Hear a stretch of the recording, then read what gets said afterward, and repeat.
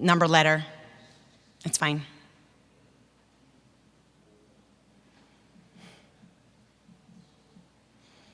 Welcome, please just sit in any spot with a taped letter on it.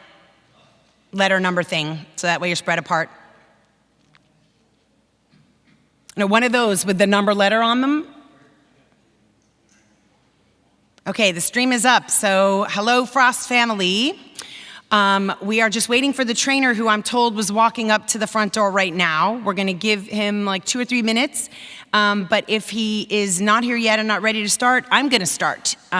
So we're gonna have this be a successful session however this goes. And we will keep taking questions till we've exhausted questions at the end.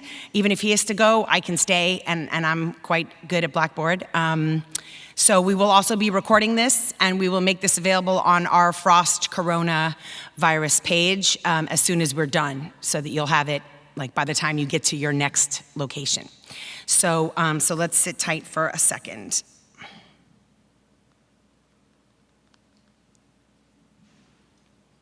And if you are on a laptop in the room, or if you're on a computer at home as opposed to on your phone, and you want to also have Blackboard up and you're comfortable switching between YouTube and Blackboard, that's fine. If not, don't worry. Again, this is all going to be recorded and you can watch it later.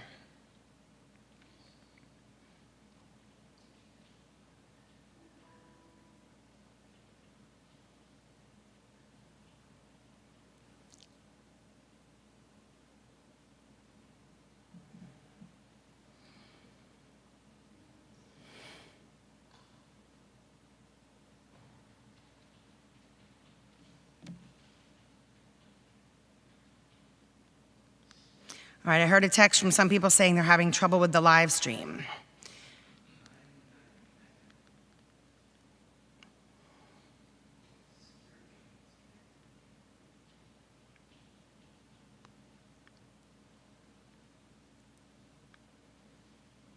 Okay, let's see. Let's just try this while we wait on our COVID link here.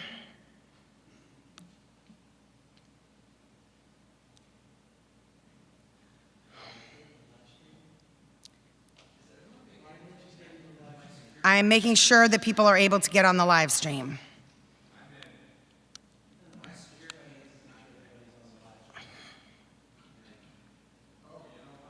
Okay, let's see. Let's just try this while we wait on our COVID link here.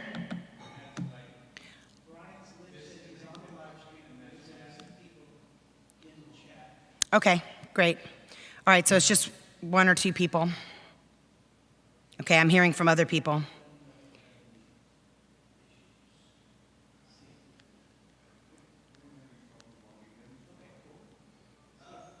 We have people out here who can't even get on. Secure keys to saying not connecting.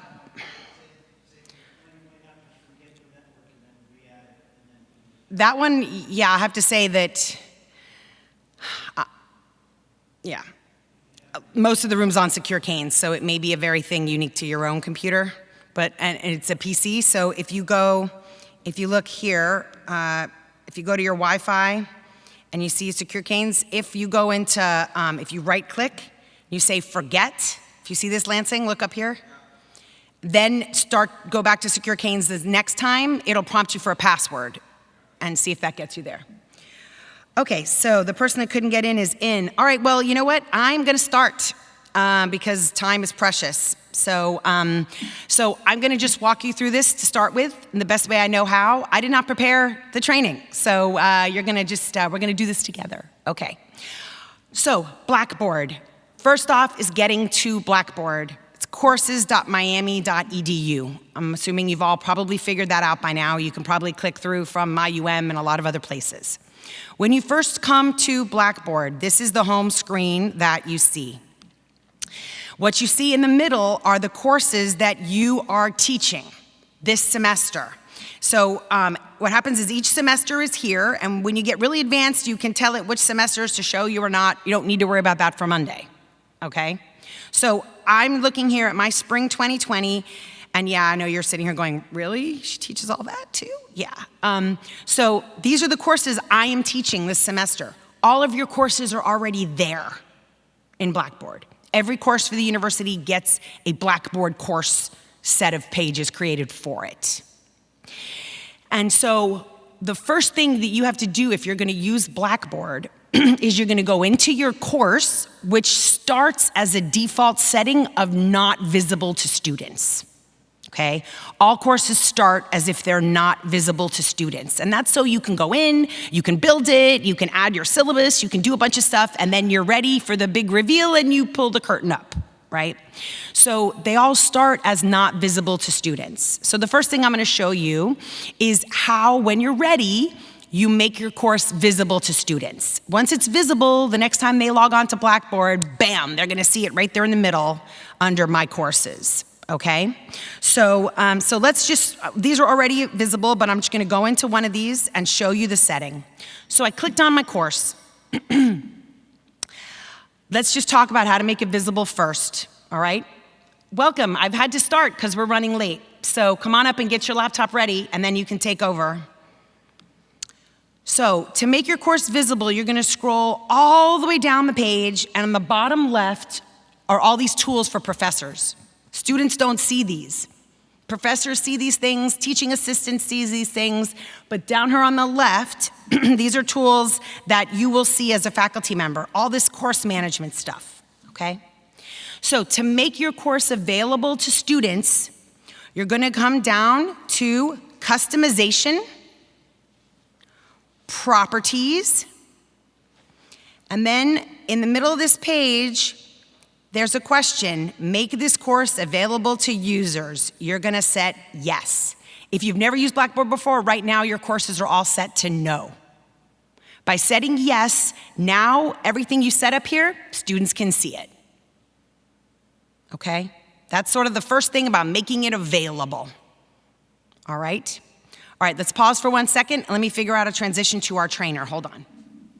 So you have your laptop, is it taking HDMI connection?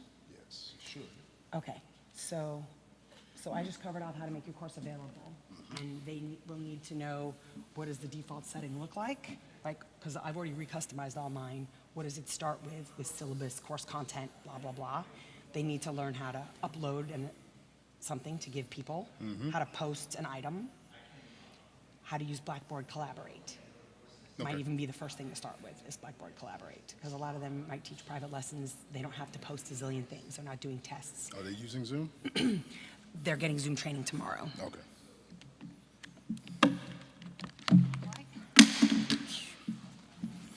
Excuse me.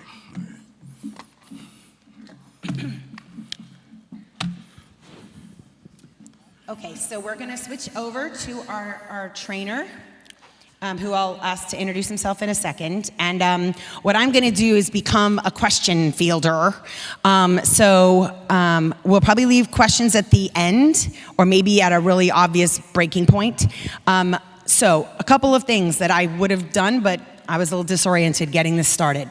So if you are here, please at some point, or I'll make a note of who's here. Okay, if you are on the live stream, we need to know who's attended. So if you could please send me an email, and in the subject line, just simply say, I am on the live stream. So my email address is selton@miami.edu. Send me an email if you're on the live stream that just says, I'm on the live stream. I'm also gonna give you my cell phone number so that if you wanna text questions to me, you can. My number is 954-608-7755. 954-608-7755. If you're on the live stream and you have questions, you can text them to me. If you're putting questions in the live chat on the live stream, which requires a login to YouTube or Google, Christina will get me those questions. So I will make sure to repeat everybody's questions into the mic so that they end up on the recording. Otherwise, we won't be able to hear your questions on the recording. All right, are you ready? Yes. Okay, so just tell them who you are and take an introduction. My name is Dr. Johnny Orr. I am the Assistant Director for Distance Learning Institute, over the 4 credit courses that are delivered there. So, I think we have my screen up. So let's just get to it.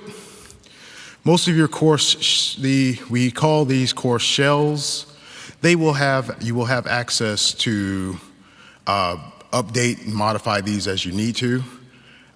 As far as loading files and things, as it was brought to my attention, we'll go over how you can load pieces of information in a bit, but I think we'll jump into the larger scale item, which is how to use Collaborate Ultra.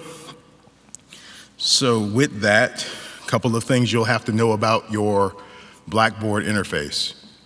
For starters, in the upper corner, you will see a tab that says Edit Mode, and it should be in the on position. If it is not, you will not be able to do the editing of the menu or adding key components as you see. So this is in the upper right-hand corner. When it's off, you'll see the words grayed out as off, but then you won't be able to make changes or updates to the menu items that are listed. So please make sure that that is set to on. Once that's done, you should be able to check and see if you have a Collaborate Ultra link on your menu. Please note that the items that have the small squares on them, those are folders, content folders, but they have no information in them. If you happen to see a square that has a line through it, this means that the item is hidden to the students. So there may be content, there may be information there, but this is hidden from the students. Students cannot view this when they go into the course.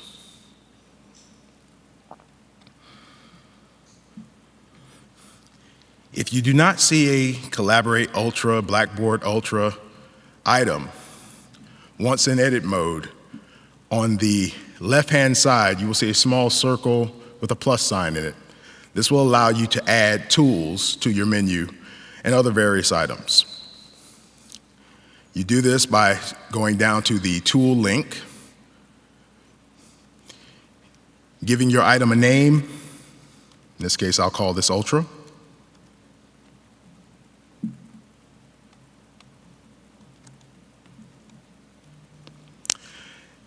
Under Type, you will choose what you want this link to be. For our purposes today, that would be Blackboard Collaborate Ultra. Finally, you would select whether or not you want this item to be immediately available for students to see or not. Then you'll press Submit.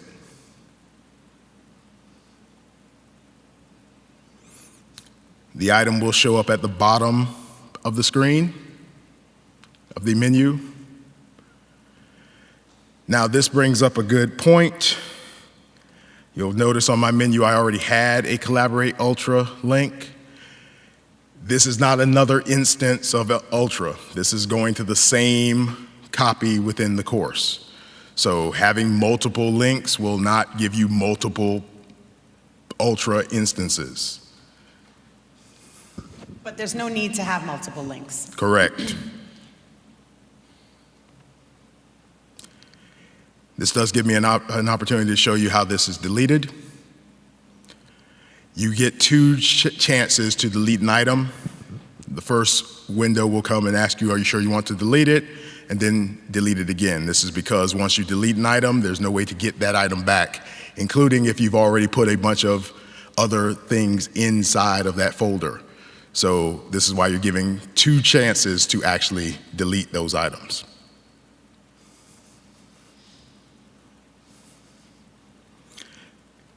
Once you have your link in place, you can click on it to access it. And here is the Blackboard Collaborate Ultra field. A little housekeeping here. This top room is your course room. For those of you who are familiar with Zoom or have used it, this is basically your personal meeting room for this particular class, for this course.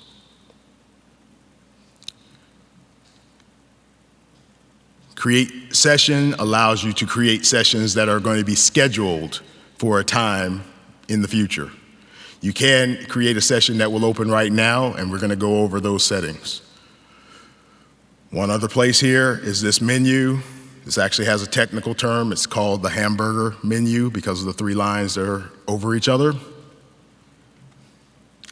And here is where you will not only see your sessions, but you will also see your recordings. So this is where those recordings live. Your students have access to a similar layout when they log in.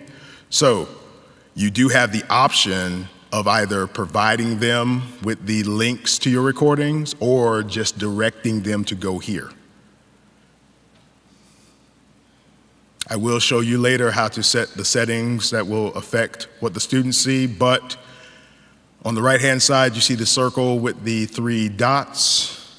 These are usually option menus throughout Blackboard Collaborate Ultra. You, as the moderator, have the option of watching these recordings now, streaming them, or downloading them. You can also edit the names. Typically, it will just put the name of the course and a recording number. Perhaps you want to give it an actual bespoke name. You can edit that name. You can delete it. Again, once you delete it, it's gone. You can copy a course link where you could copy this, perhaps post it elsewhere in the section to just give the students an easier access to get to the recording, or to email it to someone. Adding caption source, well, for our purposes, we won't be doing captioning, at least for right now, but if you wanted to add one, you could. So now I'm going to go back over to our sessions area, and this is pretty much where you're going to live. Now, for the purposes of this training, I'm going to go ahead and I'm going to start with the course room, but then I'm going to kick over and show what the differences are between the sessions and the course room. So as I said before, the course room is actually, it's always there. You can access it whenever you like.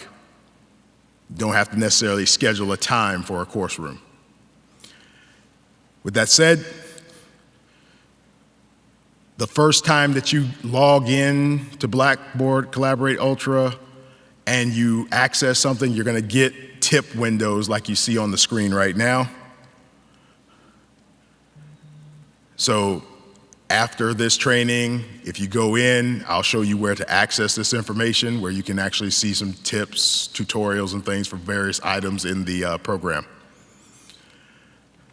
But to start, at the very top, you have the option of locking the course room. This basically makes it where no one can enter, even if they have the link, keeping in mind that this particular room is similar to the personal meeting rooms in Zoom, where you can go in when this is your existing room for this class.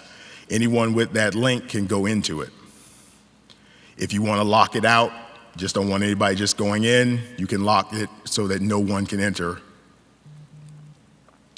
Join course room is where we're going to click to actually go into it. You'll find that when you make sessions or you come into this course room, that button is actually at the top.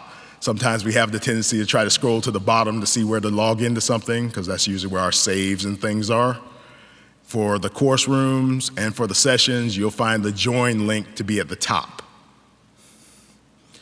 Anonymous dial-in. This number and PIN combination allows for individuals who do not have a mic or any kind of computer set up to actually still join the meeting via dialing in to a phone number and going into the meeting. Guest access. Anyone with this link who is outside of the class and even outside of the miami.edu domain will be able to log into your course. This is actually very good in case you have a guest speaker or someone else that's coming to that you want to participate. You can give them the guest link and they can log in as though they were in your course. Can I ask you a question really quick, because it's coming from a couple of Mac users?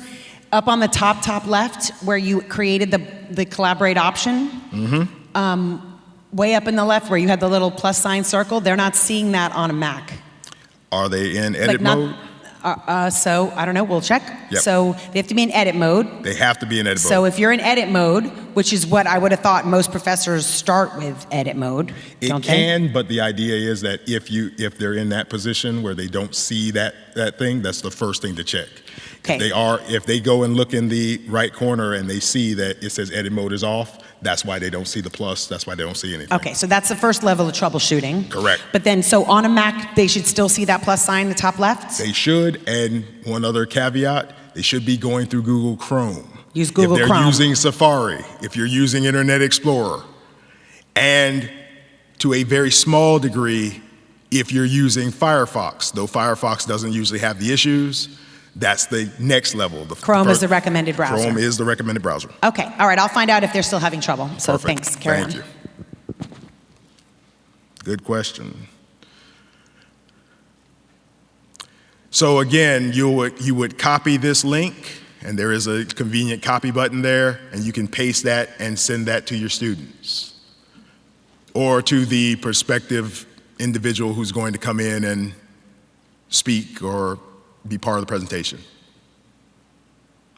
without having to enroll them in the course. Here are the attendee roles. Primarily, especially for the time being, you'll want to focus on the participant role. You as the moderator don't really need to modify anything you're doing.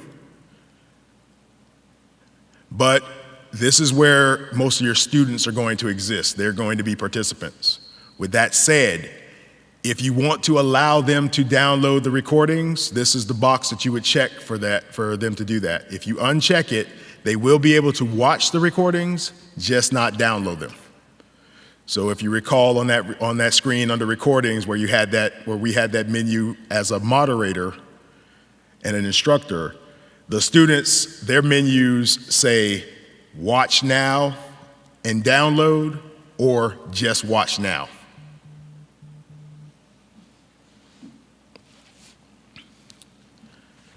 Anonymized chat, there is a chat option. The student, if you don't want the chat to list anyone's name, you can. Again, a lot of these are choices that you can make, not gonna affect anything, but if you wish to do that, you can. Showing profile picture for moderators only. Again, I can say this now, there isn't really a nice way in Blackboard to have all the students on the screen if they have cameras. So if you want to just have your image as the only one that's there, you can. Sharing audio, sharing video, posting chat messages, and downloading on whiteboards and files, those are also options you can choose to grant or take away as needed. Perhaps you don't want the students to have their audio on, which is a good idea in case one of them happens to have something quite distracting in the background. You might want to not give them access to their audio immediately. Likewise, you can toggle this on and off. Allow attendees to join the session using the telephone. Just leave that checked.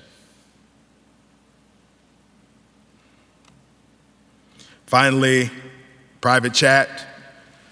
Participants can only chat privately to you. If you wish, that means that they can't chat amongst themselves. Or the moderator can supervise all private chats. This means that any private chat that they do have amongst themselves, you'll get to read the contents. Once you've made those options, you can save, and this will be the default settings for that. Before we go into the area, I'm going to go ahead and create a session. If you do create a session and want to get rid of it, you'll notice you also have an options button, and you can delete sessions or edit sessions at will. But now let's go ahead and create a session. So when you go into your Blackboard Collaborate Ultra for the first time, both of these session buttons are the same. It's just that if there are no scheduled events, the session button shows up here as well. Now, the big takeaway from this is, the difference between the settings there are a few differences. First, you have to give this a name of some sort. You also have to schedule the times. And you may notice on the screen that as we're working in this, it's actually setting it up in the background. So you have your dial-in, you have your guest access. Now you have to give event details, which is another difference from the course room. The course room basically stays open all the time. Here you can actually set times. You will set the time by clicking into the individual box. I recommend, just so that you can make sure things take like they're supposed to use the interfaces that are there. Don't try to type in the date, rather use the interface to go to the date that you want to give. It won't go backwards in time, so you don't have to worry about that. You can go forwards, but not backwards. So you would set your time the same way. You're given a small interface, toggle the time, and then do the same for the ending. Typically, Blackboard will shoot this up an hour from the time that's there, but you can modify it as necessary. My recommendation, just for recording and things like that, is to make sure that you give yourself some extra time. So usually about 10, 15 minutes from what you would normally cut off. Remember, you're going to end the session when you're ready to end it. You can, however, make these open-ended if you wish, where basically it's just a placeholder, perhaps for just a general meeting space where the students can go in from any time from when it opens, and they can go in at will. You also have an option here of repeating sessions. If you have a standing open forum or office hours that you want to give to the students, you can actually schedule those in advance, set them up to be repeated weekly, daily, or monthly. Is it every week, every other week, and so on? And then you can select which days. You also get the option here of having this end after a particular date or after occurrences, but please note that if you do this with occurrence, each session is an occurrence. So for example, if I say that I want 10 occurrences and I have 2 sessions a week, after the 5th week, last occurrence, that's the end of the sessions.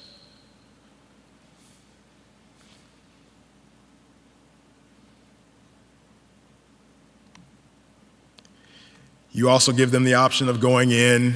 They can go in early. I recommend 15 to 30 minutes, if for no other reason, for the student to get themselves acclimated. Perhaps they don't have a great internet connection, or they're in a spotty area. Let them be able to go in, check their system, see if everything's working before you arrive. You also can provide a description, if you wish, of what's getting ready to happen. The session settings section is pretty much like the course room. Not really much difference. Attendance reporting. One of the differences between this and Zoom is that you can actually send attendance criteria back to the grading area if you're making something mandatory and want to verify that everyone was there. And by grading area, he means in Blackboard, there's a whole grade book, which we're probably not going to get to today on great length, and there is an attendance feature that is all part of Blackboard. I want to make the point that it's not sending that to Canelink. No. Okay? Blackboard is set up so that you have robust capabilities to track attendance, to grade exams, to grade assignments, all those kinds of things. But at the end of the semester, once you calculate your grade, let's say you're going to calculate it using the Blackboard gradebook, which I do, then you still have a process to enter that information in Canelink. You can transfer it electronically or you can do it manually, but I just want you to understand that when he talks about things like that that might impact the grade section, he means in Blackboard. Correct.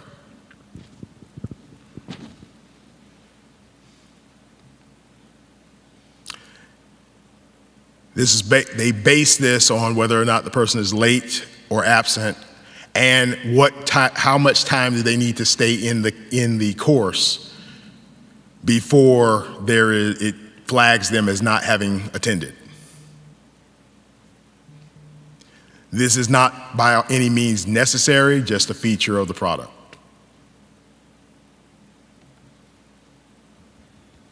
Once you save it, if this were just one particular session, you would have this here and you would have your options. If this is a recurring session, as what we created here, you'll see this down arrow that will show the occurrences.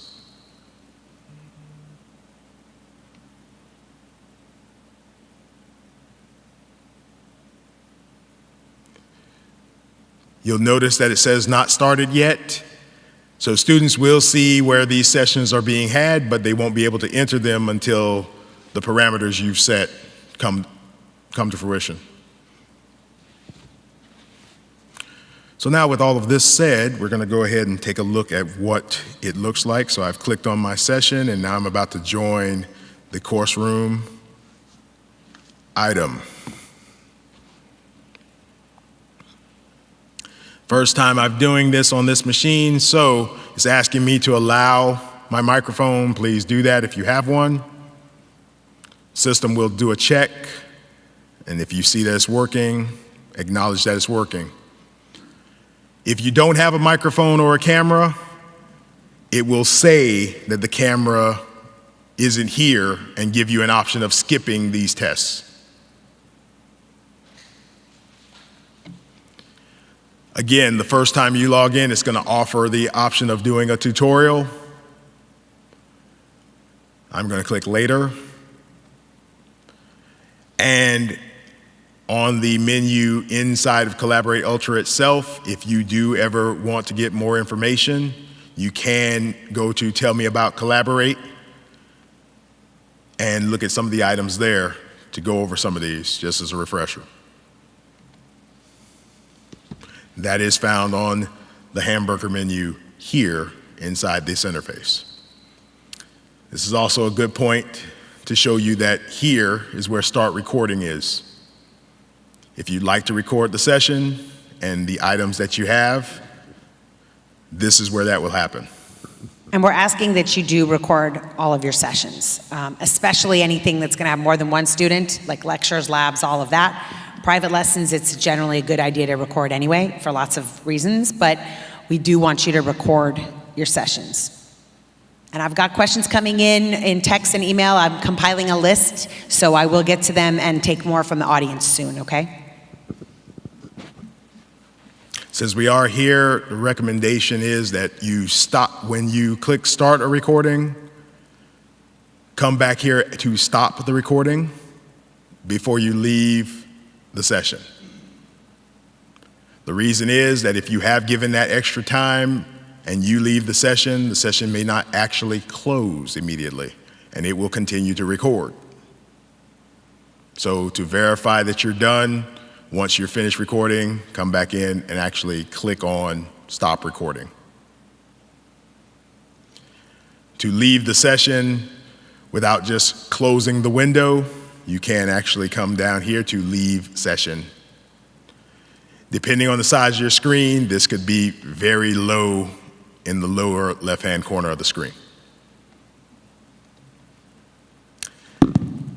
At the bottom of the interface, you have a section where you can deal with your status and your settings. This is also where you can share your audio and your video. And although they put it here for us, this is also a place where you can raise your hand. And so this is what the students will see when they go into this section. Lower right corner, you will see a purple tab. This is where you have a lot of the things you'll be doing while the course is moving forward, while your live session is moving forward. So to start, you have your chat. Anyone who is in your course will be able to chat if you've given them that access. If you said that chat's not allowed, they won't be able to access this.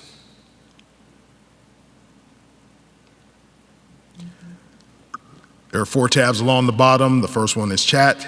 This one, you're dealing with your attendees. Right now, I'm the only person that's logged in, so I'm the only attendee there. However, this is what it looks like when a person is joining.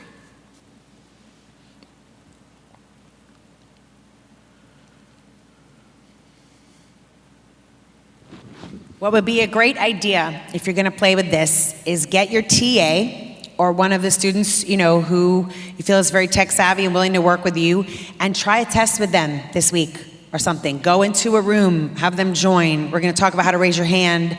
Let them play around with all that. Record the session, stop the session, right? Get one of your TAs to act like one of your students and do this. There's a way you can add them to your classes if they're not already in there. All of your students are already enrolled in these. But if you wanted to add your TA, there's a way to add a user. I could add any of you to anything, and you could give them the category of TA, and then they can get in there and work this with you. So it would be really great to play with all this before Monday, if you're going to use it Monday, with a TA or another student, okay?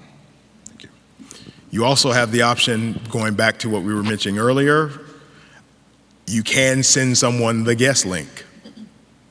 That does open it up for you, where if you do go home and you have a relative there who has their own system, send them an email with the guest link in it, and they can join.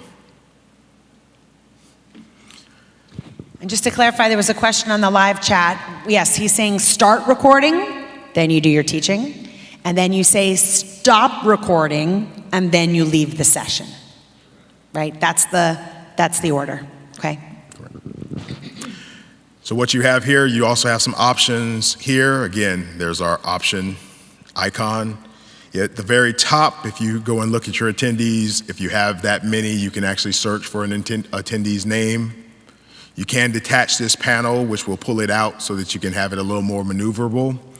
But most importantly, if you've given them the option of sharing their audio and somebody's kind of maybe talking or something's going on in the background, you have the option of muting everybody on the session.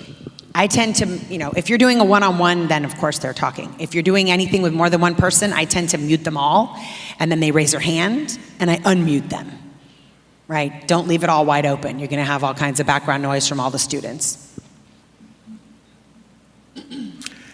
You'll notice that they have these small boxes next to this, to our names. This actually is Blackboard trying to estimate what the student experience is based on their connection speed. This is good information to have, where if you have a situation where you see a student dropping off a couple of times, there may be an issue of connectivity, you can look here, and if that small box does not have all 4 bars in it, then they may be in a bad area, and that'll at least let you know that, okay, your connection is kind of low. So if anyone alerts you to, I can't hear you, or it sounds kind of choppy, look and see what their connection is. You also get to see as a moderator what your connection is. For the students, there are a couple of options. You can make this individual who is currently a participant, you can make them a moderator. You can send them a direct message. You can make them a presenter, which does not gives them just the ability to share files and share their screen. Make a captioner, where this would be somebody who's actually doing closed captioning. You won't need to do that. Or you can remove them, you can eject them from the session. This is the reason why you don't give your students moderator access, because they can then eject anybody they wish from the session. So at best, presenter. If a student has a question, and I have this running on my phone as the participant, they have the ability to raise their hand. This is what it would look like. You can acknowledge them, turn their audio on, have them speak, and then when you're finished, you can lower their hand. How do you turn their audio on? How do you unmute them? How do you unmute them? Once, in this case, I've given everybody the share audio option. So they can pretty much come and go as they will. If I don't allow them to share the audio immediately, you would have the option of, you would have control over where their audio was, whether they're muted or not. I think it's simpler to just let them all share audio Yeah, as a setting and then unmute them if they've raised their hand and you're calling on them. right. So Now how do you unmute if that guy raises his hand? If he raises his hand and don't want to have this too close to the mic, But what did you do?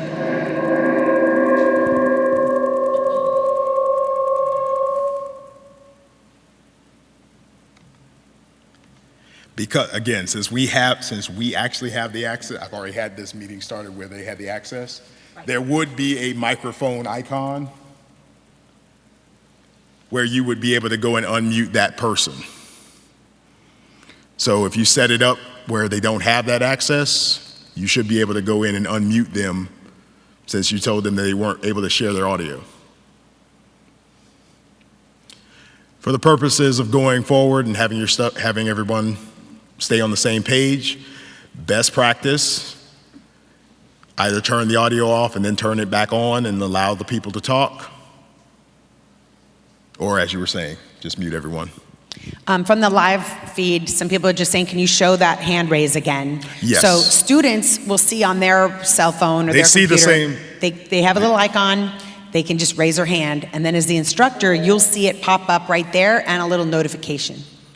And Then once you call on them, you sort it out, you lower their hand, right? Or do they Yes. lower it? You lower it You as lower the their hand. professor. They also, I believe, can lower their hand, but you just go ahead and lower their hand for them.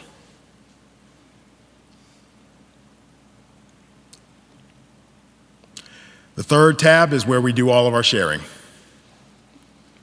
Now, granted, since we have the mics and everything close here, I haven't had my audio on, but all this time I would have shared my audio. I would have been talking, giving any kind of conversation or instruction. And so you do have a couple of items here. First one is to share a blank whiteboard. Now this is rudimentary. There's not a lot of options or things going on here. You can select an item, you have a pointer. When you want to write, you click on the pencil, choose the color that you wish this to show up as, and then you can write. Now, right now I'm writing with the mouse. If you had a stylus or something, you could use that. You can add a couple of rudimentary shapes. And as far as text goes, I think they can probably play with that. I think most are going to be sharing something on their screen and their video. So I think those are going to be the more important things because good. The one thing to keep in mind though with this, if you press clear, you erase everything that you did. So just keep that in mind. As far as sharing the application and screens, also pretty straightforward. If you have one screen, you're only going to see one. When it asks you to share your entire screen, you're only going to see the primary screen that you have. If you have multiple screens, you will have an option that will allow you to choose which screen you want to share. You'll notice in the corner here, there's a share audio button. So if you're planning on sharing something like a YouTube video or anything of that nature that you're going to be playing, it's going to be using the computer audio, you need to make sure this button is checked before you share it. Now let me be clear, that's if you're going to show that video in your class. That's totally separate than posting a link to the video for students to watch some other time, right? You can post PDFs and links to websites and all this other stuff as content in the course. But by this, it means we are all right now going to, as a group, watch this video, right? So this is where you would put that within your Collaborate session. You can post links to video completely separate that students would watch at their own time in a different section of Blackboard for your course. All right, go ahead. You can share like a Spotify screen? The question is, can you share like a Spotify screen? Yes, we're gonna get to, basically you're sharing everything that is on your computer that you're looking at. So if you open Spotify on your computer, you can choose to share that application window. He hadn't gotten there yet, and we should move past that, Yeah. okay? Your application window, if you've got Chrome open, you've got a PowerPoint, you've got a YouTube video, you've got Spotify, right? Whatever it is, what you're gonna do is say, I'm gonna share the window, the screen in my computer, right? That application, I have it open. I wanna let students see what I'm looking at. Yes. Well, the audio and the video. This is not audio only. Right. This is if you're sharing a video and you want to also let them hear the audio from that video that's playing. So in this case, or you would go to the Spotify, as long as you're using Google Chrome, you would go to the Spotify website, play it, stream it through the website, make sure you click share audio, and then you would click share. Now notice it jumped to this page, and at the very top, if I were sharing a page, I would have this icon on Google Chrome that says I'm sharing it, but on my student screen, this is what they're seeing.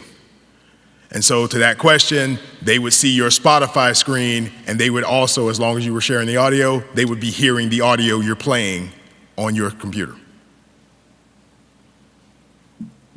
Question? Do you know if the audio is shared in stereo? The question is, do we know if the audio is shared in stereo? No, I do not. No, we don't know the answer to that. But since you asked, I will find that out. We'll find out. That would be very important. Okay, we'll find out. Finally, you have the option of sharing files. These will convert either an image, a PowerPoint, or a PDF into static image files. This is important in case you want to actually show a presentation that has any kind of movement, audio, or anything, like a PowerPoint presentation where you've already embedded these things. You'd rather do sharing the entire screen and sharing the audio than to load it here. If you load a file here and then share it, it shows these images as still images. It also brings up the whiteboard functionality so that you can kind of draw on it and highlight things. But these are flat images. None of the links work. No animations will work. So let's clarify that, because that's big for a lot of professors. So if you're sharing your PowerPoint, if all they are just a bunch of images, there's no animation, there's no hyperlinks, they're just slides with nothing else, you could choose to share it this way. But if your PowerPoint is a bit more dynamic in the sense that it has animation, it has hyperlinks you want to click on, and they open a YouTube video and stuff like that, then you should have PowerPoint open on your computer, and you're going to share that application, and in PowerPoint, you're going to go into presentation mode, right? And it's kind of the same way you'd be presenting like your PowerPoint up on the wall, up on the screen in a classroom, right? You go into presentation, actually is it presentation mode so that they don't see the back. Press F5. Say again? Just press F5. Press F5. Yeah, so you're basically just, since now you have it on, you're just running. Okay, so you're just running your PowerPoint. You're like running it in PowerPoint and sharing PowerPoint as an application, as opposed to let me load my 20 slides that then are basically shown as if they're pictures, okay? And for most of these, there's a button here, again, where you click to stop sharing those files.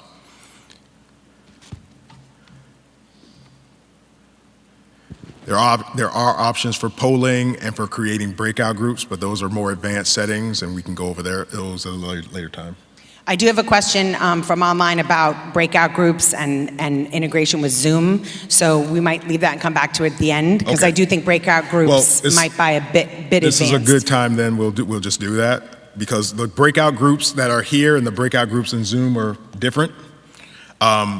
The major difference between the two is that there is an option in Zoom to set those breakout groups prior to going into the course, whereas breakout groups in Ultra are dynamic. You basically have to create them when the students get there. Okay, I think that'll be as much as we say about breakout groups, or else we're not going to cover all the other basics. Correct. So, and again, there's tons of information on the university website that has videos that you can go through really, really slowly. We can watch them 600 times to learn about all of this, right? Or else we would be here for like 2-3 days going over every single feature. So this is an introduction to help you feel more comfortable with those videos, but there's no way we could cover every single button on the screen, and I don't think that would be the most productive use. So let's keep going about, Okay. like, also the faculty often may be sharing their video, So we didn't talk about like, turning your video camera on. Looks a lot like Skype, if any of you have ever, connected, doing one of those tools, the bottom. Yep. A lot of faculty may be videoing. You would cut when you have just like with the students, you have that same option of sharing your video camera, sharing your audio. Now, you're going to be sharing your audio as you're talking, but if you have a video camera, you can also click and share that as well. Quick question from Yes. the live feed. So when you're sharing an application, like I'm sharing PowerPoint or I'm sharing Chrome because I'm looking at YouTube, can you share your extended screen? So that's probably under the screen piece, right? When you were Right. looking at share, there was two choices. There was share a screen and there was share an application. Okay, so the major Right. difference between the See two, those? if you're going to do that extended mode with PowerPoint, you should have, for this purpose, and the same thing applies to Zoom, you should have two screens. If I have two screens where I have my notes and things on one, and then I have the PowerPoint running on the other, I would share the screen with the PowerPoint. This is why you would end up having to press F5 if you only had one screen, because that presenter mode feel of I have my notes here and I can do that with one screen, they're going to see whatever you're looking at. So in that case, you might as well, if you only have one screen, press F5 and just play the PowerPoint as it goes. Right. Unlike when you're presenting in a classroom, right, when you're showing up on a video screen, that becomes a second screen, right? So in Blackboard, you're letting students see one version, which is the presentation, and you as the faculty member at your laptop are seeing the presenter version, which is the notes and all that. If, let's say, you're doing this just from a laptop at home, period, you don't have a monitor or something, then basically you have only one screen. And so for Blackboard purposes, your only option is going to be for you and the students to see the presentation, right? Because if you go into presenter mode on just your one laptop screen, everybody sees presenter mode. I can answer some more questions about that later. A lot of you are not going to be doing PowerPoint, so I'm trying to balance who needs what. But for those of you that do PowerPoint in classrooms already, you probably already kind of understand what I mean by that. So, but to the extended, if you do have an extended, as some people were saying, they might be doing some of this on an iPad Pro and this, that, and the other, you would see your various extended screens here under your entire screen. You would pick the screen you want to share. That's correct. Okay. Okay. And one other question about the audio quality from a streaming perspective. Do you know anything about how good the audio quality is? So far, in the test that I've run myself, if I have a good set of speakers and I've got a good sound card on my machine, it sounds pretty good. Okay. All right. Thanks. Okay. The final section is your settings, where again, if you need to set up your audio or your camera, if you're looking to use your phone as audio because you don't have a mic. Notification settings, this is where you would go in and deal with those pop-ups. If you want to, this will tell you, do you want to see when a person leaves? Do you want to see when they're coming in? You can toggle that to your own purposes. And finally, under session settings, those same options of what do you want the participants to do. Again, here you can tell them, no, you're not sharing audio, and then come back and say, okay, now we're sharing audio, let's talk. Or share audio and then you can unmute them. Right? Correct. Okay. And so once that's done, again, the preferred way of exiting, everything that you display, that you've shared, and all your audio, as long as you're recording, that's what's being recorded. This is why you want to make sure your audio and everything is up. Start your recording.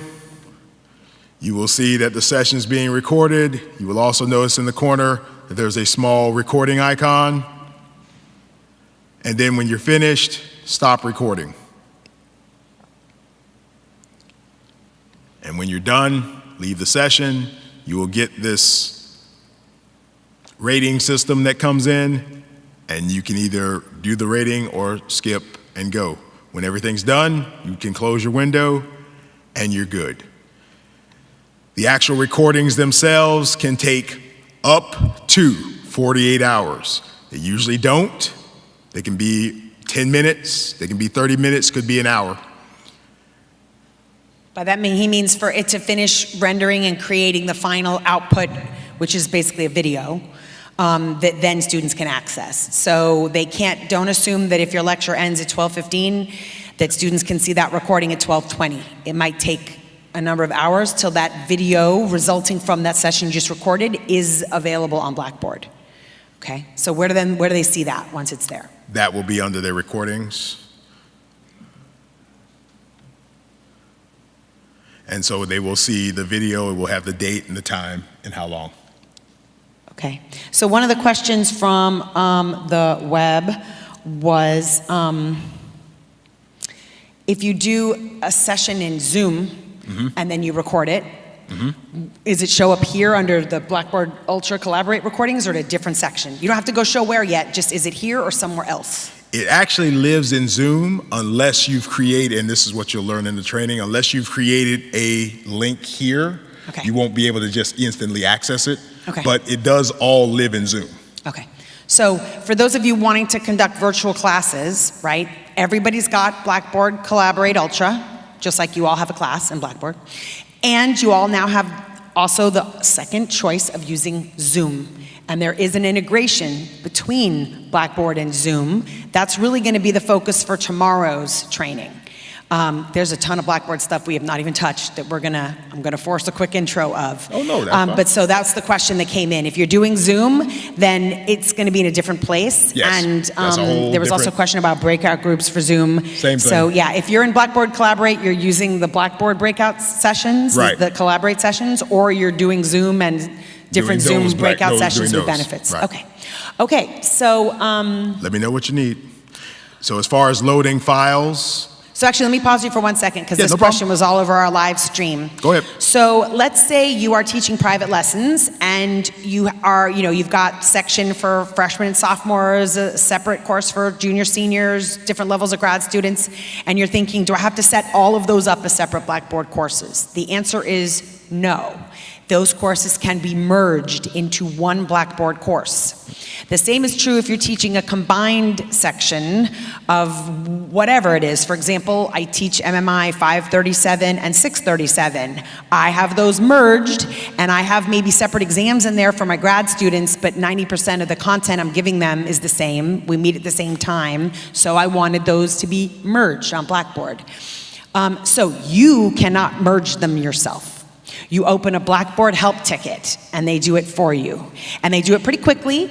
And if you go to Blackboard Help, and maybe if you show them where you get to that, there's even already a preset form that says, please merge my courses. right there at the top. And in it, you will, where's the help? It's top like your right there. create So incident. create an incident. Basically is a Blackboard request. There's a specific one that says, I just want you to merge my courses. You'll tell them what the different courses are, course number and section. So I would say MMI 537D and MMI 637D, please merge them. And I want you to call it MMI 537-637. And then they will merge that, and that new merged course is the one that you will want to make available to your students, and it's the one that you'll use for everything, and it will automatically bring all of the students enrolled in all those courses you've merged into that one Blackboard course for you. Did that answer, Lansing? Mm-hmm. Well, okay, so if I have, 6 different students for lessons, and they're already, I think, listed in the same course. I haven't been using Blackboard for lessons, obviously. So now if I do that, and I have sessions with them, lessons, then I record it, can't everyone then see everyone else's lesson? Yeah, so here's the question. So let's say I've got a course already on Blackboard, and let's just pretend it's my freshman lesson, that freshman sophomore lesson, and it's already got 6 students enrolled in it because I'm teaching 6 different students. And if I record my individual private lesson with each of those 6 students and use Collaborate and post it here, then each of the other students are going to see each other's lessons. That's correct, which is not something that we want to do. Okay? We're not trying to do that. So from the point of view of recording your lesson with a student, I would not use the Blackboard Collaborate recording function. That may be something you want to do with Zoom. It might be, something you're doing on FaceTime. Different tools out there. And that really, recording is for the student, that one student's benefit. And it's a good thing from a professor perspective anyway, just for lots of really good reasons, including protecting anything a student might say you said or did in the lesson that, you didn't. So it's a good idea to record those, but I would not use Blackboard Collaborate for this. This is more if I'm teaching a class. I've got more than one kid there for something, a course, a lab, a lecture. That's when you would want to record this. Not great for a private lesson to record, okay? Okay, so we answered the class question about merging. Let me just see what else. Advantages to using Collaborate over Zoom or vice versa. Advantage, if you were going to take advantage of having Blackboard Ultra, use the feature where you would have the, see if the students were in attendance. That's already integrated into Ultra. Advantage, Ultra is in the classroom. It does not take them to an external site of any type, shape, or form. Even with the LTI link, it does have a level of merging between the course and Zoom, but it does take them to another site. So everything is here in Blackboard. Advantage Zoom, there's a lot more flexibility as far as setting up times, setting up breakout groups. The whiteboard is a lot better. So there's a lot more tweaking that you can do with Zoom that you can't do in Blackboard. So really, it's a question of if your goal is to get things done in the Blackboard environment, you may end up sticking with Blackboard Collaborate. If you want to have that freedom to do a few other things and have a little more of the ability to toggle things and customize things, Zoom. You should really play with them both and see what you like definitely. better. Okay, go ahead. All the students have Blackboard. That's 100%. All the students have Blackboard, 100%. That's the question. Yes, they all do. If I have 22 students, I can't assume they all have Zoom. So the question was, can I assume that all my students have Zoom? You can, at this point, you can tell them all to have Zoom because the university just signed an enterprise-wide license. You don't need to set up an account. You don't need a separate login. You use your Kane ID. And every student, faculty member, staff all have Zoom now. This is very new. This is like 2 weeks old or less. So yes, you can tell your students, we're all going to use Zoom. Download it, be there. Yes. You can. Another question in the room. So, I'm to understand that we can't do multiple video screens with Blackboard. If I want to have 7 students, I want to see them, and I want to interact via video, that's not possible. All right, so the question is, if I've got, let's say, 5 different students in my class and I want them all to have their videos on, so I see all 5 of them and they see me, so there's like 6 of us on the screen at once, can I do that in Blackboard Collaborate? And the answer is that in Blackboard Collaborate, the best that you can do, it usually ends up tapping out at about 4 or 5 people. And so what happens is they're all there, and you can have it where when somebody's speaking, it kind of focuses on them. But unlike Zoom, where you can have like the entire screen full of small cameras, Blackboard is going to limit you to just so many on the screen at once. So Zoom sounds like a better fix for that. My class is 65. I do not want to see 65 faces. So you'll see 5, and then you'll see a plus plus 60 on the other side. All right, so let me just throw a few more questions. Yeah, go ahead. If you're showing a YouTube video, for example, because you're sharing your application and you're showing the YouTube video and you say show audio, play audio, Right. Is the presenter's mic muted while that audio is playing or no? No. So you would end No. up having to click and say that you want it muted. Again, You have a that's little just- microphone at the bottom of the screen as Right, a so presenter. just click and you that can and say just mute. mute your microphone if, like you're showing them a YouTube video and you're calling to check on the status of something on your cell phone, right? Yes. Mute yourself. Yes. Okay, another, let's see. Question from Mateo, should you merge, let's say you have a course and you have 2 sections of the course. I think, yeah, merge them. I think you should merge them because otherwise you're posting the data, you're posting all your information twice. So you could merge them, and what you could do, let's say they meet at different times, this is where you could have your lectures scheduled in your Collaborate, and you could say lecture, you remember how you could name it. You could say lecture for section Q2, O2. on Tuesday at 12:15, and then you could also say lecture for section Q at blah, blah, blah, right? So Correct. students would know which lecture to click on. But I would suggest you do merge them, but it's just a choice, you know? You don't have to, but it's convenient, I find. If I'm posting, you know, multiple readings and all that, I don't want to have to post it in multiple places. And you could schedule those collaborate sessions based on the section they're in if you're asking them to join you at the same meeting pattern of your course, if you are doing it that way. Okay, so I think those are the main, let's see, questions, hold on, breakout sessions, Mac users, I think those are the main ones so far. So here's the situation, right? We are at the official, we're 5 minutes past the end time. So But we I can was late. pause I was and late, we so- can see if you can continue. Oh, no, I was late. I am continuing. Okay, so he's willing to continue.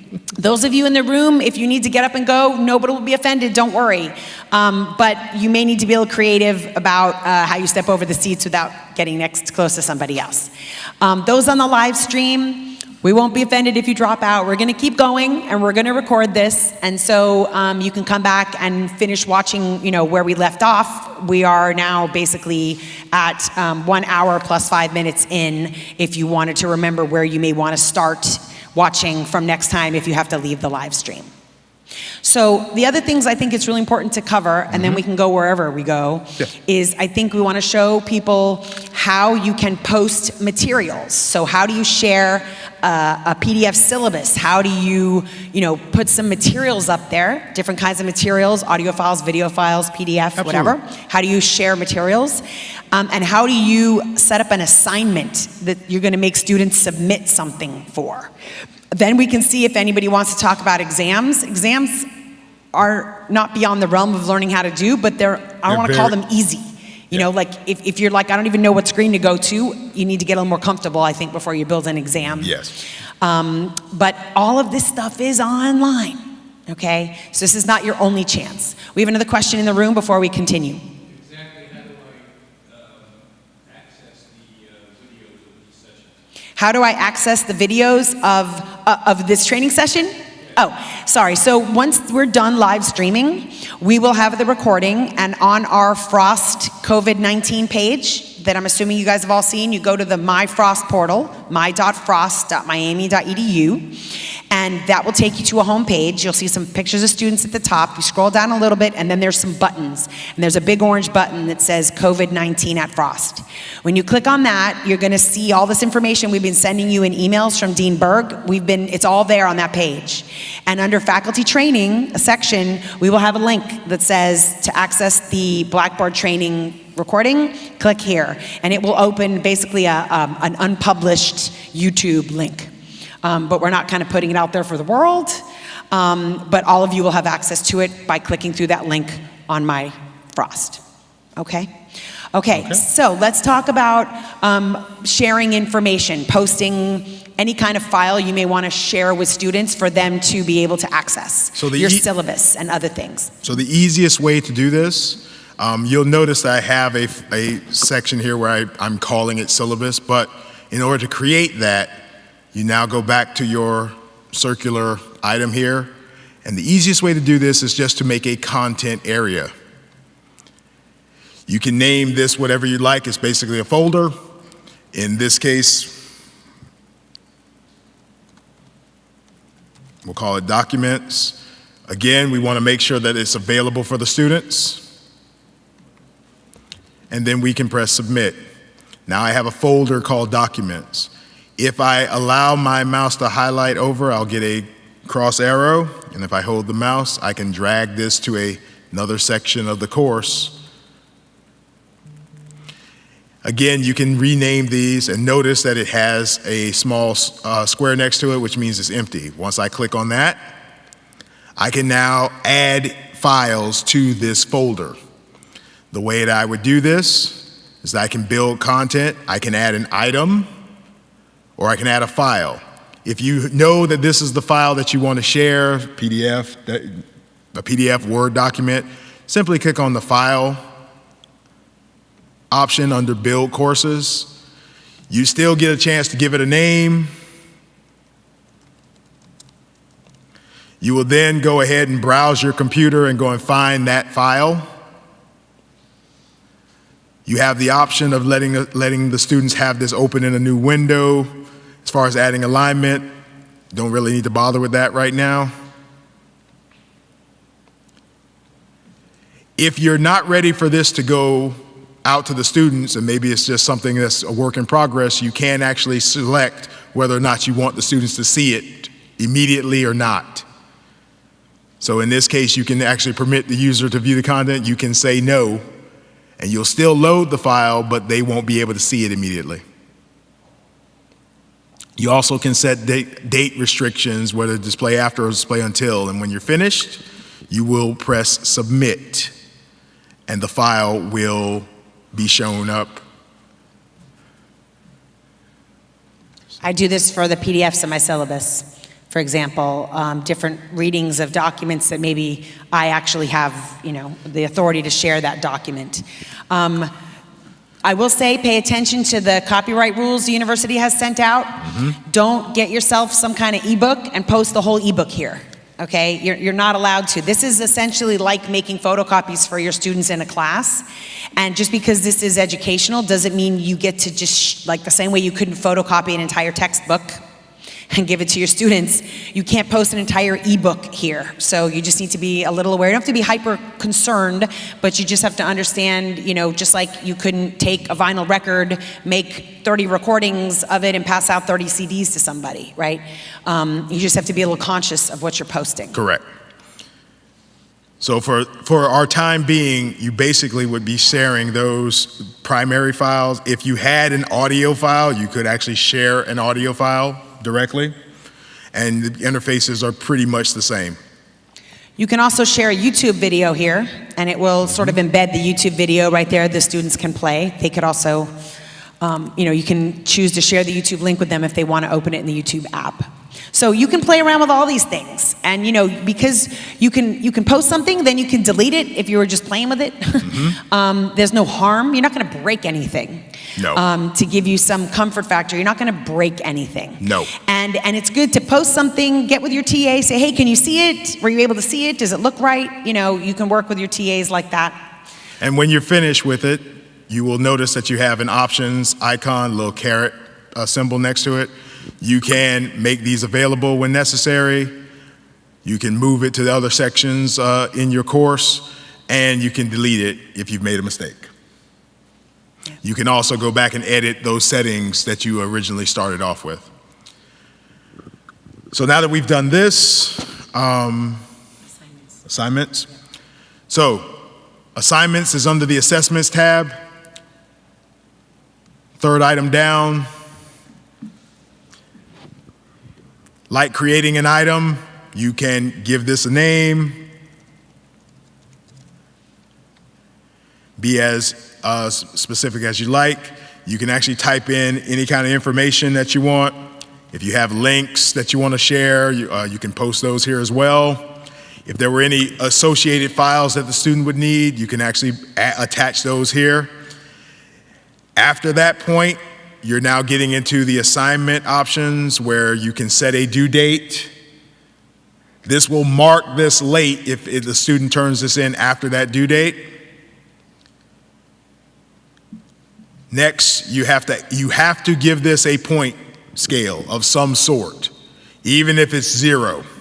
You have to actually give it a numeric point value in order to continue.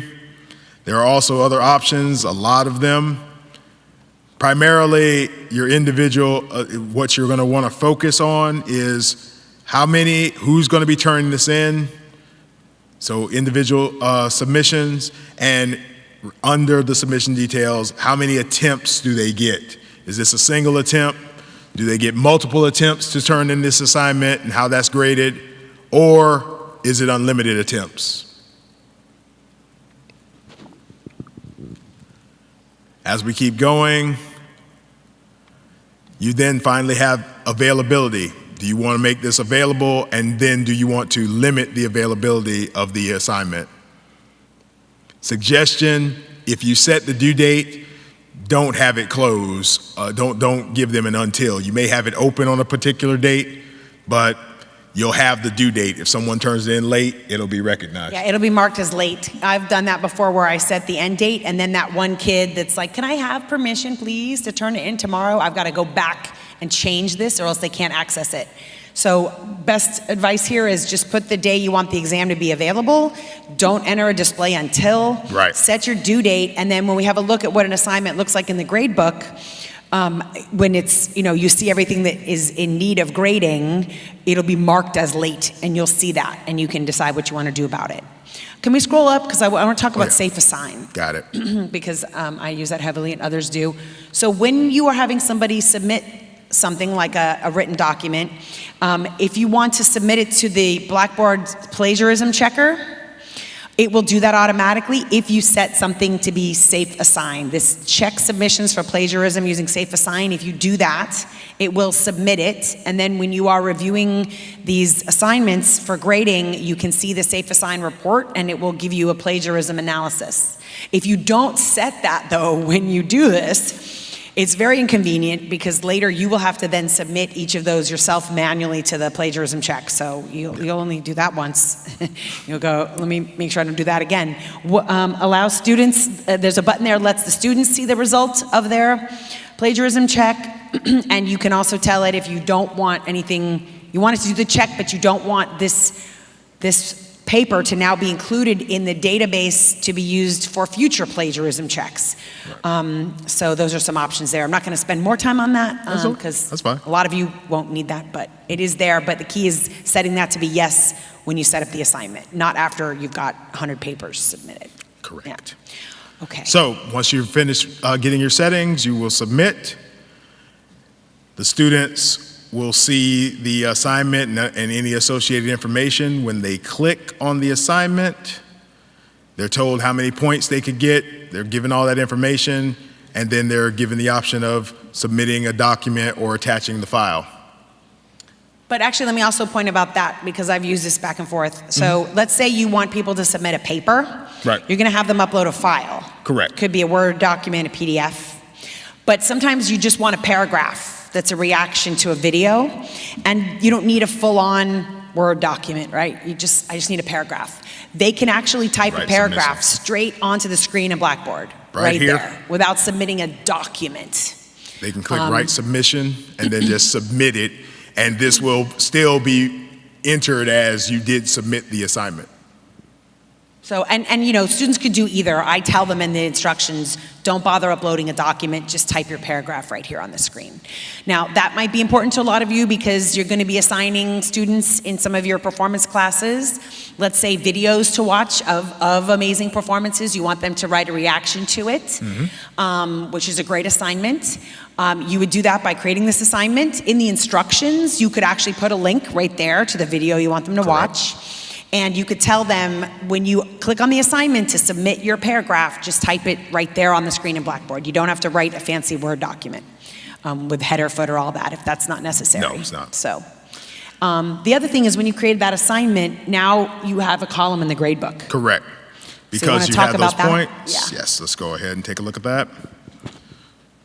So when you scroll down to the course management section that you have access to, there is a grade center.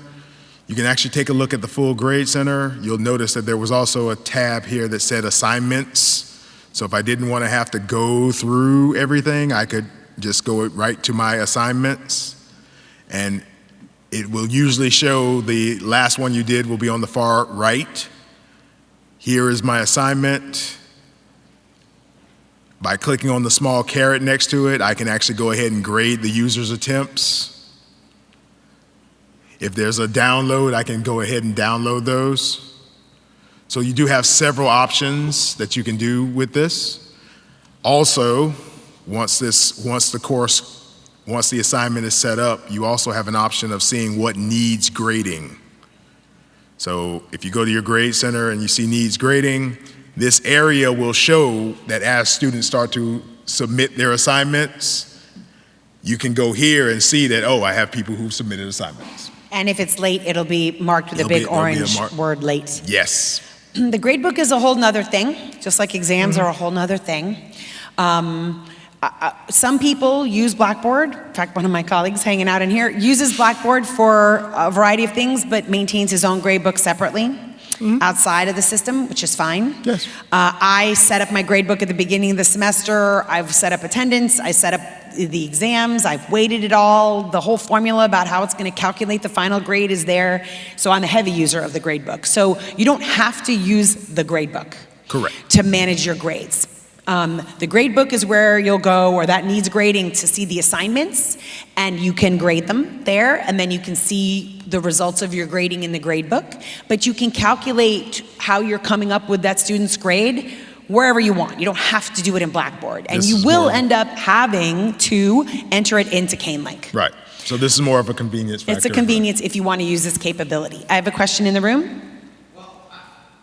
From the two people left in the room. You just kind of said, well, exams is another thing. Assignments, I get all this.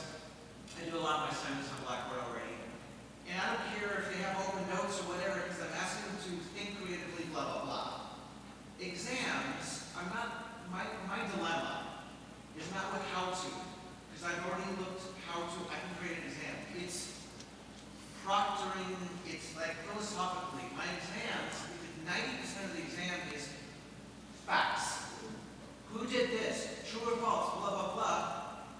They can just sit there with their notes and browsers open, and I asked a colleague, and he said, well, you have to change all your exams so that there's nothing you're asking them that they can just look up. I'm like, that's...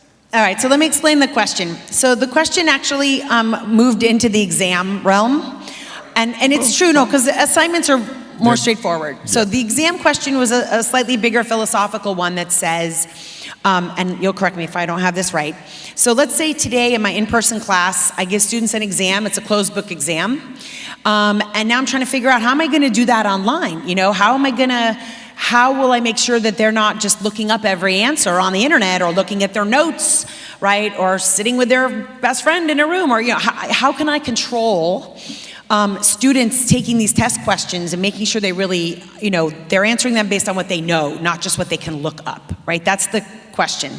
So let's tackle that before we talk about how you actually set up an exam. We're going to talk about one piece of functionality for exams that can help with that. So let me answer this a little bit just from my perspective as someone who's been teaching, and many of my classes have exams. So, and I've gone back and forth over the years with in-person closed book exams and online Blackboard exams. And shockingly, the grade distribution is not really very different over the years. What I do is my exams are on Blackboard, and that means they are they're open book. I'm going to talk in a minute about a way you can actually lock down the student's computer so they can only be looking at the test only. They can't toggle to their notes or anything, except that, let's be honest, I could have my notes on a cell phone and a tablet, like it's, but there's also some capability where it looks at the student's face, if you can believe this, with their webcam, to look at their eyes being on the screen or off the screen. So one answer is, I am adamant that it has to be closed book. How does Blackboard let me do that? And the answer, which I'll have our expert here show us, is through this thing called a Respondus browser. And it includes capabilities to monitor students' eye contact with their screen. That's the answer for it must be closed book. But I'll just throw out this alternate concept. Yes, my tests are open book, but students have 1.5 minutes per question.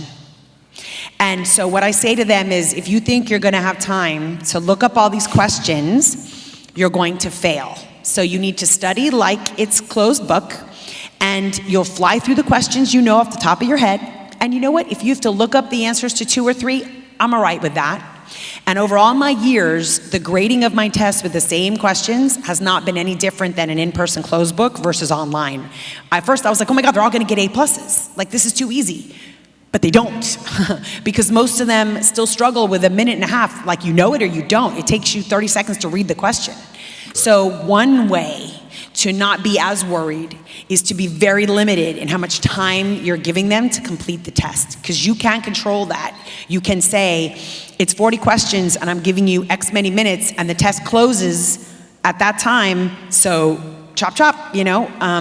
You better get through the questions. If you don't know it, you're out of luck.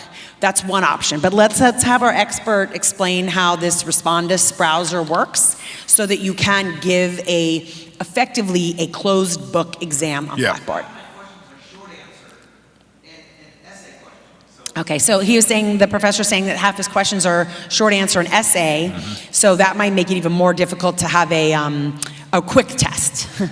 Yeah, so okay, so let's talk about the Respondus browser, and I will find links to how to create a basic test on Blackboard. Here's what I suggest all of you do if you're gonna do this. And this actually wasn't my suggestion, the provost came up with it, although I've been doing it for years as well. Create a fake test. It doesn't count for anything. It's got 2 questions. Who's your favorite artist and what's your favorite recording, right? Something that doesn't matter. But so students can try it out so they know what it feels like to take a test on Blackboard, although usually by the time they're a sophomore here, they've done that in the university, but it's a good way for them to test it out. It makes sure if you've done it right, like did the questions work? Did they all send me 50 emails and said, I can't access it, you know? Set it up, have your TA take that test. So that you've gone through it at least once before it's a high stakes exam, right? So you can create lots of little practice exams and have them not count towards the grades. Correct. So, all right, sorry for talking so much. No, that's excellent We're information. a good duet now in a music sense here. It's working. Go ahead and explain the Respondus capabilities. Okay, so the Respondus, to access this, it's under your course management section, under your course tools. You have an option for the Respondus lockdown browser. Again, you're going to be inundated with information, so the first page gives you video tutorials, resources, getting started. Unless for some reason you said don't show that again when you went into it, you'll have access to all of this information, and then you can go and continue to lockdown browser. First things first, you must have a test available. You have to have already deployed a test that you've created to do this. Then once you've done that, on the left-hand side, you will see a square with a caret icon in it. You click on it and you go to your settings, and this is where you will turn on lockdown browser for those students. So if you say don't require, nothing else is done. If you do require it, you will click the option, and then you can start to add features to that particular test. Do you want to give them a password? You want to lock the students into the browser until the exam is completed. Allow the students to take the exam with an iPad. You can actually limit where they can do this. Allow access to specific external web domains. So maybe they have to go to YouTube and watch something in order to answer a question. You can say, here's the link, here's the only link you can go to. But if they try to search or do anything over there, they won't be able to. They can only go to that link. Enable calculator or printing. They may have to for something. We also have access to monitor, where you can say that you want to require that for the exam, and then you'll get this little message saying that, are you sure that's what you want to do? And now the student's webcam will be brought into play. They're going to do this startup sequence where they're going to have to show, they can say, you want a webcam check? Do you have additional instructions, guidelines? Do you want them to produce a student photo? Where they're going to take a picture where you'll see this is the person who actually took this test? Do you want them to show their ID? So do you have to show that this is you? You can basically have them do all of those steps or 1 or 2 of them. Then you have the facial detection option, where it will basically, the webcam will look at their face and see whether or not they're moving around, looking around. They'll look at their eyes. It'll go to that degree. There's also some advanced settings here where do you want to allow the application to use the microphone during the exam? Do you want the webcam to videos additionally available on mobile devices? Do you want to have that availability? Once you're done and you press save and close and you've set your options, that's it. You'll notice that up here, now that exam, the exam has been renamed to let the students know that this is what they're going to need to go into it. So please don't change those names, don't edit them. That's for the purposes of working with the program. The students will go and download the browser. And it's important to point out, students need to install a certain browser. Tell them ahead of time, well ahead of time, that you're going to be using the Respondus browser. I actually tell my students as part of my little setup of a practice exam, because it's a long story, but I tell them if they're going to take one of my tests with the Respondus browser, because I let some use that and I give them some benefits for that, install it on your computer well ahead of time. They have to download a plugin. This is why if you're going to do it that way, create that little practice test with those 2 questions as a Respondus test so they can all make sure they know how to access it. You don't want them, if the test starts at 12:15, to try and download the Respondus browser at 12:14. This is going to be for my final. I'm not going to use it for my mid. I was supposed to get a midterm today, so I'm not going to do this for the midterm. And I found out that actually folks can hear you pretty well on the live stream. So that's Lansing, everybody. He is our only person left in the room right now. He's all by himself in the middle of Gusman. It's a great... He's dedicated. He's our last one here, all by himself in the middle of 600 seats. It's great. Okay, other questions you have, Lansing? Okay. We had a question from the live stream that says, once you graded, let's say or started grading some assignments, can you change the assignment? No. You don't want to change the assignment. Not a good idea. It's not a good idea. So don't change the assignment because you do already have those grades and the student basically has a trail that says, I did that assignment. But I think it depends on how you define a change. Let me give you an example. Yes. I've given a test and then I realized there's a typo in one of the questions. It will let me clean that up. But it will say to me, hey, careful. There's People have taken this it. already. And if I know all I'm doing is correcting my typo, I can say, fine. yeah, that's fine. I'm accepting that It's usually change, when but- you have that situation where there's somebody who took the test and you're getting ready to change the answer. Yeah, that's bad. That's like, oh wait, but usually Blackboard will give you the option when you do that of saying, is it okay for the people who had the answer? Plus, you can manually change the grade, so you could go in and say, yeah, you can always manually change a grade. I'll give you the points for that, so you can do that. You do have that level of control. Okay, so you can always manually change the grade. Okay, so Christina has been feeding me these questions from the live stream. Christina, Okay. do you want to just send me a text, tell me if there's any more before we wrap it up?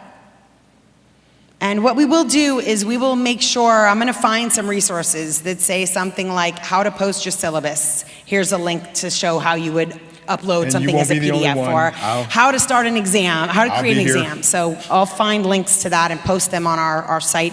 There's tons of them, though. I have to say, go to Yes. Blackboard Help. Why don't you maybe open up that help for a second? Yeah. So people can see all the resources. There's lots of them, lots and lots. Yeah, there's help here that's actually floating in the screen. So you have like a support center for us here. You also, on the home screen, you have several places to go for help. Again, you have the learning platforms information at the top. If you'd like to, again, please bear with us. Demand There's is a a little lot. high right now. Demand is a little bit high. You can also schedule appointments to have like some specific training on particular items. And so we're here to work with you. Again, I do apologize for starting late. I was actually in the middle of doing 2 trainings this morning. I've been doing back-to-back trainings. It's a busy time. And we have the academic continuity site from Correct. Academic Computing, and they've got lots of resources, video links, all kinds of things So on we there are putting as well. stuff together for all of you. And again, if there are any issues, if there are any problems, if you come up with anything, you can email myself directly. I've been fielding as many emails as I can. Email learning platforms. We're here with you to get these things done. So, All right, thank you very much. At that point, we will, we're going to say goodbye to the live stream. We're going to end the recording there. So good luck. Call on your faculty technology mentors. Their names are also on our Frost website for our COVID Frost site. And your faculty mentors will get on a call with you and help you figure it out. All right, good luck, everybody. Be safe. Thank you so much. I am so sorry for coming in here.